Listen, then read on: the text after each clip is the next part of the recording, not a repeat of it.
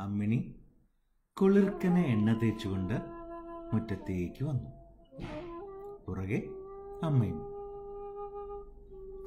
അപ്പയ്ക്ക് പെണ്ണ് അവിടെ എത്തി, വേഗം വാ, അമ്മ കുളിപ്പിക്കട്ടെ.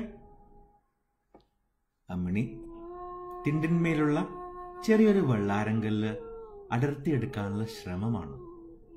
അമ്മ പറയുന്നതൊന്നും അവൾ കേൾക്കുന്നില്ല. അമ്മ അവളെ എടുക്കാൻ ഭാവിച്ചപ്പോൾ അവൾ കരയാൻ തുടങ്ങി. അവൾ വെള്ളാരങ്കൽ അടർത്തിയെടുക്കട്ടെ, എന്നിട്ടാകാം കുളിവിക്കൽ എന്ന് കരുതിയ അമ്മ ഉണ്ണിക്കുട്ടന്റെ നേരെ തിരിഞ്ഞു. എന്നാൽ നിന്നെ എണ്ണ തേപ്പിച്ച് നിർത്തട്ടെ, കിണറ്റിൻകരയിലേക്ക് നടക്ക്. എണ്ണ ഇങ്ങോട്ട് കൊണ്ടുവന്ന് തേപ്പിച്ചാ മതി. അങ്ങോട്ട് വരണോ? ഇല്ല, ഇങ്ങോട്ട് കൊണ്ടുവരൂ. ശരി. അമ്മ ഓടത്തിൽ എണ്ണ കൊണ്ടുവന്നു. അവന്റെ കുപ്പായവും നിക്കറും അഴിച്ച് ദൂരെ ഇട്ടു. രണ്ടും ചെളിയിൽ കുളിച്ചിരിക്കുകയാണ്. നിക്കർ അഴിച്ചു കളഞ്ഞപ്പോൾ ഉണ്ണിക്കുട്ടന് നാണം തോന്നി.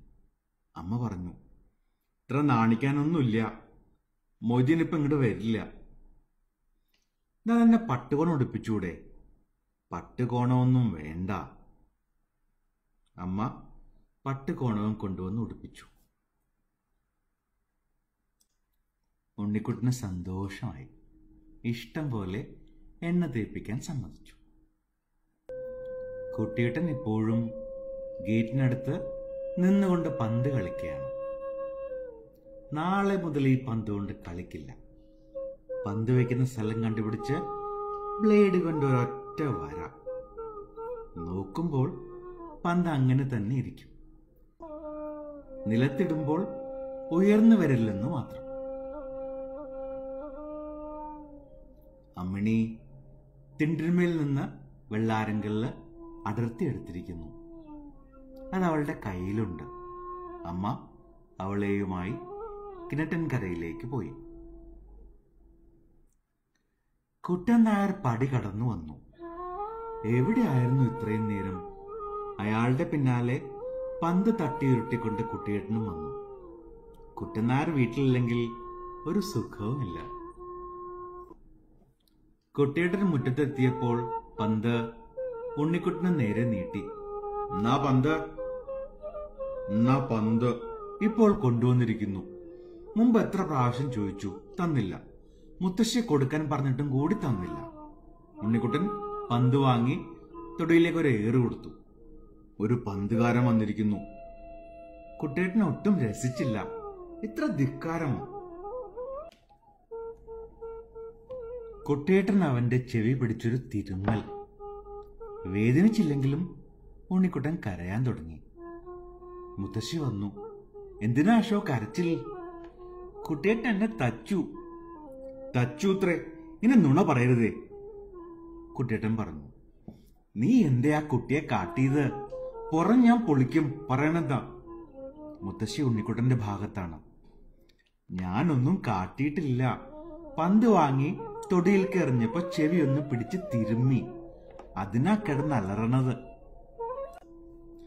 അവൻ ചെറിയ കുട്ടിയല്ലേ, പന്തെറിഞ്ഞാൽ ചെവി പിടിച്ച് തിരുമ്പ? കുട്ടിയേട്ടൻ തൊടിയിൽ നിന്ന് പന്തെടുത്ത് കൊണ്ടുവന്നു. മുകളിലേക്ക് ഓടിപ്പോയി. കുട്ടനായർ കരണ്ടിയിൽ തീക്കനലുകളുമായി കായ്ക്ക് പുകയൂതാൻ പോകുന്നത് കണ്ടു. ഉണ്ണിക്കുട്ടൻ കരച്ചിൽ നിർത്തി കുട്ടനായരുടെ പിന്നാലെ പോയി. രാവിലത്തെ പോലെ അത്രയും അധികം സമയമിരുന്ന് പുകയൂതിയില്ല കുട്ടനായർ. ചകിരിയും തീക്കനലും കണ്ണഞ്ചിരട്ടയുടെ തുളയിലേക്കിട്ടതും പുകയൂതിയതുമെല്ലാം വളരെ ധൃതിയിലായിരുന്നു. പുക ഉള്ളിൽ കടന്ന് മണ്ണിന്റെ വിടവുകളിൽ കൂടി പുറത്തേക്ക് വരുന്നത് ഉണ്ണിക്കുട്ടൻ സൂക്ഷിച്ചു നോക്കി. ചാണകം കൊണ്ട് ഒന്നുകൂടി തേമ്പിയാൽ ഇങ്ങനെ പുക പുറത്തേക്ക് വരില്ലെന്ന് കുട്ടനായർ പറഞ്ഞു. അമ്മ കിണറ്റിൻകരയിൽ നിന്ന് ഉണ്ണിക്കുട്ടനെ വിളിച്ചു.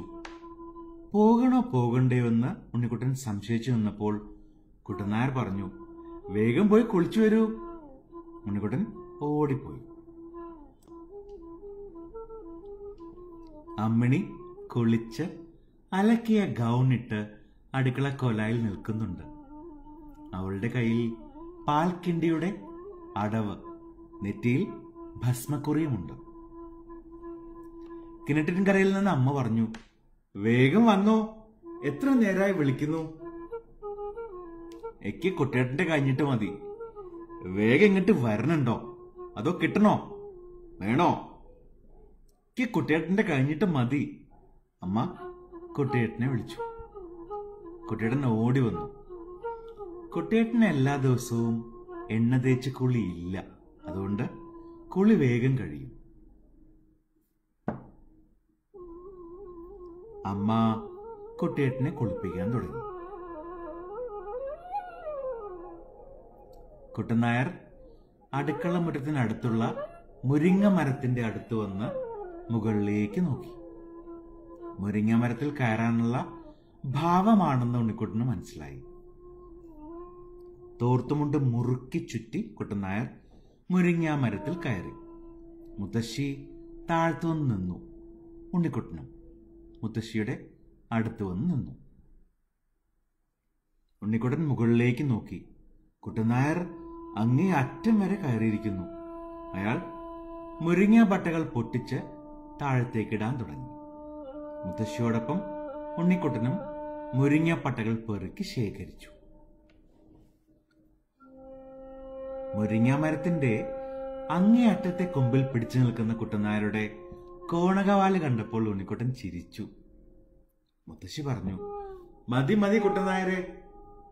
കുട്ടനായർ സാവധാനത്തിൽ താഴേക്കിറങ്ങി വന്നു. 2 പപ്പായം വേണം. അത് എരങ്കോല് കൊണ്ട് കുത്തി ചാടിക്കാവും. അങ്ങനെ തന്നെയാണ് ഉണ്ടായത്.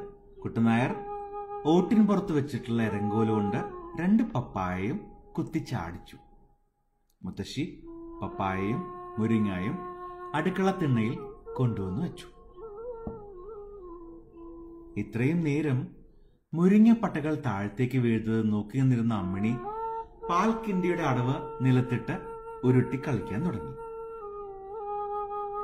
കുട്ടനായർ എരങ്കോല് ഓട്ടിൻ പുറത്ത് തന്നെ കൊണ്ടുവന്ന് വെച്ചു. ഞാനൊന്ന് അങ്ങാടിയിൽ പോയി വരട്ടെ. കുട്ടനായർ അങ്ങാടിയിലേക്ക് പോയി. കുട്ടിയേട്ടൻ കുളി കഴിഞ്ഞ് കോലായിലേക്ക് വന്നു. അമ്മ ഉണ്ണിക്കുട്ടനെ വിളിച്ചു. ഇനി പോകാതിരിക്കുന്നത് എങ്ങനെയാണ്? അമ്മിണിയെയും കുട്ടിയേട്ടനെയും അമ്മ കുളിപ്പിച്ച് കഴിഞ്ഞു. കായ്ക്ക് പുകയൂതുന്നതും മുരിങ്ങ ഒടിച്ചിടുന്നതും പപ്പായ കുത്തിച്ചാടിക്കുന്നതുമെല്ലാം എണ്ണ തേച്ച ശേഷമാണ് കണ്ടത്. ഇനി മുരിങ്ങയില വീഴുന്നതും പപ്പായ നുറുക്കുന്നതും കൂടി കണ്ട ശേഷം പോരെ കുളി. മതിയെന്നാണ് ഉണ്ണിക്കുട്ടന്റെ അഭിപ്രായം. പക്ഷേ അമ്മയ്ക്ക് ദേഷ്യം വല്ലാതെ വന്നിരിക്കുന്നു.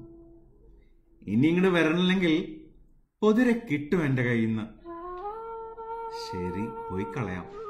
ഉണ്ണിക്കുട്ടൻ അമ്മയുടെ അടുത്ത് നിന്നു. അമ്മ അവനെ ബലമായി പിടിച്ച് കല്ലിന്മേൽ നിർത്തി. കുട്ടിച്ചെമ്പ് കൊണ്ട് വെള്ളം മുക്കി വാർന്നു. സോപ്പ് തേപ്പിച്ച ശേഷം വീണ്ടും വെള്ളം വാർന്നു. സോപ്പ് പിന്നെയും തേപ്പിച്ച് വെള്ളം വാർന്നു. കണ്ടില്ലേ ചെളി? സോപ്പ് എന്റെ കയ്യിൽ തരൂ. എന്തിനാ? കുമിള ഉണ്ടാക്കാഞ്ഞിട്ടാ. എന്നാൽ അമ്മ ബാക്കി കാണിച്ചു തന്നാൽ മതി. അമ്മ സോപ്പിൻ പതയിൽ ഊതി കുമിളയുണ്ടാക്കി. സോപ്പിൻ പതയിൽ ഊതുമ്പോൾ എത്രയെത്ര കുമിളകളാണ് ഉണ്ടാവുന്നത്. അവയെല്ലാം ഉടൻ പൊട്ടിപ്പോവുകയും ചെയ്യുന്നു. ഇരിക്കെ, തലയിൽ വെള്ളം വാരട്ടെ. തലയിൽ വെള്ളമൊഴിക്കുന്നത് ഉണ്ണിക്കുട്ടന് സങ്കടമാണ്. തലയിൽ വെള്ളമൊഴിക്കുമ്പോൾ ശ്വാസം മുട്ടും. പതുക്കെ എന്ന് പറഞ്ഞുകൊണ്ട് അവൻ ഇരുന്നു. അമ്മ പതുക്കെ തലയിൽ വെള്ളമൊഴിച്ച ശേഷം അവനെ എഴുന്നേൽപ്പിച്ച് നിർത്തി. തലയും ദേഹവും തുവർത്തിച്ചു. തോർത്തുമുടന്റെ അറ്റം തിരി പോലെ ആക്കി. ചെകിട്ടിൽ തിരികി വെള്ളമെടുത്തു. മുത്തശ്ശി നിക്കറും കുപ്പായവും ഇടിയിക്കും. അവൻ മുത്തശ്ശിയുടെ അടുത്ത് ചെന്നു. മുത്തശ്ശി തമാശയോടെ പറഞ്ഞു, ഷോ, ആ മൊയ്തീനൊറ്റ കണ്ടാൽ. മുത്തശ്ശി നിക്കറും കുപ്പായവും ഇടിച്ചു. ഭസ്മക്കൊട്ടയിൽ നിന്ന് ഒരു നുള്ളു ഭസ്മം എടുത്ത് നെറ്റിയിൽ തൊടുക്കുകയും ചെയ്തു. വികൃതി കാട്ടാണ്ട് ഉമ്മറത്ത് പോയിരുന്നോ? ഉണ്ണിക്കുട്ടൻ ഉമ്മറത്തേക്ക് പോകാതെ അവിടെ തന്നെ പരിങ്ങി നിന്നു. മുരിങ്ങയില ഊരുന്നതും പപ്പായ നുറുക്കുന്നതുമെല്ലാം കാണണം. ഉമ്മറത്ത് പോയിരുന്നാൽ അതിന് സാധിക്കുമോ? മുത്തശ്ശിയും അമ്മയും കൂടി മുരിങ്ങയില ഉയരാനും പപ്പായ നുറുക്കാനും തുടങ്ങി. ഒരു മുരിങ്ങപ്പട്ടയുമായി അമ്മിണിയുമുണ്ട്. പപ്പായയുടെ വിത്തുകൾക്ക് ആട്ടിൻകാട്ടത്തോളം വലിപ്പവും കറുപ്പുമില്ല. പുളിങ്കുരു മുറിയിലെ മൂലയിൽ ചെരിഞ്ഞ് ആ ടിന്നിൽ പപ്പായ വിത്തുകളെല്ലാം ആക്കി വെച്ചാലോ? മുത്തശ്ശി പപ്പായ നുറുക്കുന്നതിനിടയ്ക്ക് ഒരു കഷ്ണം വായിലിട്ട് തിന്നു. അപ്പോൾ വേണം ഉണ്ണിക്കുട്ടനും. മുത്തശ്ശി ഒരു കഷ്ണം അവനും കൊടുത്തു. പറയത്തക്ക സ്വാദൊന്നുമില്ലെങ്കിലും തരക്കേടില്ല. രണ്ടാമത്തെ കഷ്ണം കിട്ടാൻ മുത്തശ്ശിയോട് ചോദിച്ചില്ല. എടുത്ത് തിന്നുക തന്നെയാണ് ഉണ്ടായത്. പിന്നെ അവിടെ നിന്ന് അങ്ങോട്ട് ഇഷ്ടം പോലെ എടുത്ത് തിന്നാൻ തുടങ്ങി. ഇത് കൂട്ടാൻ വെക്കാൻ കാണുമെന്ന് തോന്നുന്നില്ല. മുത്തശ്ശി പപ്പായ കഷ്ണങ്ങളും മുരിങ്ങയൂരിയതും അടുക്കളയിൽ കൊണ്ടുപോയി വെച്ചു. ഉണ്ണിക്കുട്ടൻ 3-4 മുരിങ്ങപ്പട്ടകൾ എടുത്ത് അടുക്കള മുറ്റത്തേക്ക് വന്നു. അടുക്കള മുറ്റത്ത് വീണ് കിടക്കുന്ന ഒരു വാഴനാര് കടന്നെടുത്ത് മുരിങ്ങപ്പട്ടകൾ കൂട്ടിക്കെട്ടാൻ ആരംഭിച്ചു. മുത്തശ്ശി കണ്ടു. ഇതെന്താ പുതിയൊരു ഏർപ്പാട്? അമ്മ മുരിങ്ങാത്തണ്ടുകളും പപ്പായ വിത്തുകളും ഒരു ചട്ടിമുറത്തിലാക്കി തൊടിയിൽ കൊണ്ടുവന്നിട്ട് ഉണ്ണിക്കുട്ടന്റെ കയ്യിലുള്ള മുരിങ്ങാത്തണ്ടും പിടിച്ചു വാങ്ങി തൊടിയിലേക്കിട്ടു. ഉണ്ണിക്കുട്ടൻ കരഞ്ഞാലോ എന്ന് സംശയിച്ചു നിന്നു. അപ്പോഴാണ് ആ ചൊക്ലിപ്പട്ടി മുറ്റത്തേക്ക് വന്നത്.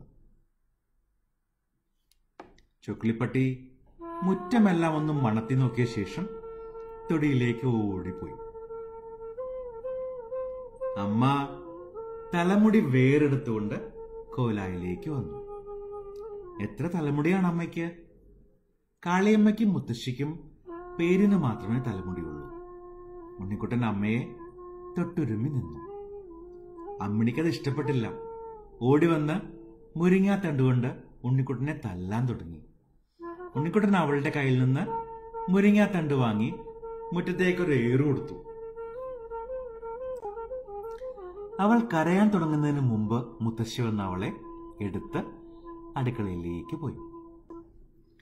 അമ്മ തലമുടി കെട്ടിവെച്ച് മെഴുക്ക് പുരണ്ട കൈ മുഖത്ത് തുടച്ച് ഉണ്ണിക്കുട്ടനെ എടുത്തു. മോൻ ആരെ അധികം ഇഷ്ടം? അമ്മനെ. അപ്പൊ അച്ഛനെ ഇഷ്ടാണ്. അമ്മ അവനെ ഉമ്മ വെച്ചു. കുട്ടിയേട്ടൻ ഉമ്മറത്ത് നിന്ന് വിളിച്ചു പറഞ്ഞു, ഉണ്ണിക്കുട്ട, ആട്ടിൻകുട്ടി ദാ ഉമ്മറത്ത്. ആട്ടിൻകുട്ടി എന്ന് കേൾക്കേണ്ട താമസം അവൻ ഉമ്മറത്തേക്ക് ഓടിച്ചെന്നു. ആട്ടിൻകുട്ടി ഉമ്മറത്ത് തുള്ളി കളിക്കുന്നുണ്ട്. കുടമണി കിലുങ്ങുന്നു. കുട്ടിയേട്ടൻ ഉമ്മറത്തെ ബെഞ്ചിലിരുന്ന് എഴുതുകയാണ്. ആട്ടിൻകുട്ടി തുള്ളിക്കളിക്കുന്നത് നോക്കുന്നത് തന്നെയില്ല.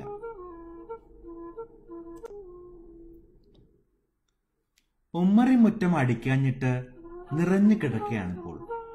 പ്ലാവിലകൾ, ആട്ടിൻകാട്ടം, മുത്തപ്പൻ താടി, കുരുത്തോല കഷ്ണങ്ങൾ എല്ലാം ഉണ്ട്. മുത്തശ്ശൻ ഒരു പൊതിയുമായി ഉമ്മറത്ത് വന്ന് കയറി. എന്താ അത്?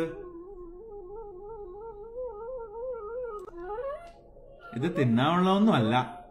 പിന്നെന്താണ്? ഇത് പഴുക്കടയ്ക്കാണ്. നോക്കട്ടെ. പഴുക്കടയ്ക്ക് നീ കണ്ടിട്ടില്ലേ? നോക്കട്ടെ. നിനക്ക് വേണ്ടാത്തതായിട്ടൊന്നും ഇല്ലിപ്പോൾ. പഴുക്കടയ്ക്ക വേണം, പുകയില വേണം, ഇനി എന്തൊക്കെയാ വേണ്ടി വരാൻ നിശ്ചയില്ല. എന്നാൽ ആ പൊതി എന്റെ കൈയിൽ തരൂ. മുത്തശ്ശിയുടെ കൈ കൊണ്ടുപോയി കൊടുക്കട്ടെ. മുത്തശ്ശൻ പൊതി അവന്റെ കൈയിൽ കൊടുത്തു. ഉണ്ണിക്കുട്ടൻ പൊതി മുത്തശ്ശി കൊണ്ടുപോയി കൊടുത്തു. മുത്തശ്ശി കണ്ണിൽ ധാരയിടാനുള്ള ശ്രമമാണ്. ധാരക്കിണ്ണങ്ങളിൽ കഷായം നിറച്ചു വച്ചിരിക്കുന്നു. കുട്ടനായർ വരാൻ കാത്തിരിക്കുകയാണ്. രണ്ടാള് വേണമല്ലോ ധാരയിടാൻ. ഒന്ന് അമ്മയുണ്ട്. മുത്തച്ഛൻ വന്ന സംഗതികൾ മനസ്സിലാക്കി. കിടന്നോ, ഞാൻ ധാരയിട്ട് തരാം. ധാരയിടുമ്പോൾ മുത്തച്ഛന്റെ കൈകൾ വിറയ്ക്കുന്നുണ്ടായിരുന്നു. കുറച്ച് കഷായം പുറത്തുപോയി. കുട്ടനായരും കാളിയമ്മയും അമ്മയും ധാരയിടുമ്പോൾ ഒരൊറ്റത്തുള്ളി കഷായം പോലും പുറത്തു പോകില്ല. ധാരയിടുന്നത് കുറച്ചു നേരം നോക്കിയെന്ന ശേഷം ഉണ്ണിക്കുട്ടൻ ഉമ്മറത്തേക്ക് വന്നു. കോലായിൽ കുട്ടിയേട്ടൻ ആട്ടിൻകുട്ടിയെ മടിയിൽ വെച്ചുകൊണ്ടിരിക്കുന്നു. ഉണ്ണിക്കുട്ടൻ അടുത്തു ചെന്നു.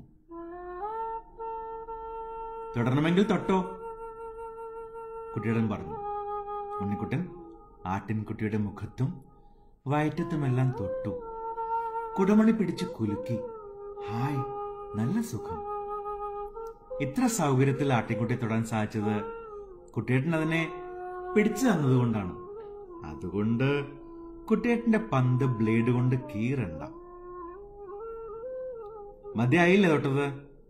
കുട്ടിയേട്ടൻ ആട്ടിൻകുട്ടിയെ എടുത്ത് ആട്ടിൻകൂട്ടിലേക്ക് പോയി. ഉണ്ണിക്കുട്ടൻ തിണ്ടിനപ്പുറത്തേക്ക് നോക്കിയപ്പോൾ പതിറ്റടിപ്പൂക്കൾ വിരിഞ്ഞു നിൽക്കുന്നത് കണ്ടു.